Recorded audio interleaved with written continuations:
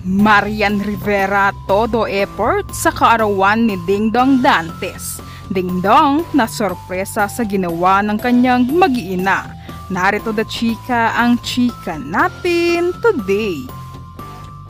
Kilig at emosyon ang bumalot sa tahanan ni Marian Rivera at Dingdong Dantes ngayong araw ng kaarawan ng Kapuso Primetime King. Ngayong 45th na kaarawan ni Dingdong, hindi pinalampas ni Marian ang pagkakataong pasayahin ang kanyang mister sa pamamagitan ng isang simple pero puno ng pagmamahal na sorpresa. Sa mga larawan na ibinahagi ni Marian, kitang-kita ang effort ng aktres sa paghahanda sa birthday setup ng kanyang asawa.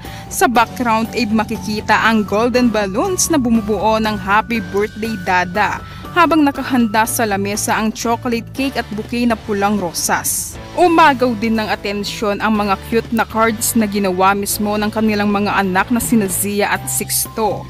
Kapansin-pansin ang emosyon sa mukha ni Dingdong habang binabasa ang sulat ng kanyang mga anak. Patunay na natouch ang aktor sa pagmamahal ng kanyang pamilya. Makikita rin sa ibang larawan kung paano siya niyakap ng kanyang mag-iina na sina Marian, Zia at Sixto na tila ayaw pakawalan si Daddy Dong sa kanilang special na banding. Kalakip ng mga larawan, nag-post si Marian ng matamis na pagbati. Happy birthday Dada, we love you so much, saad ni Marian.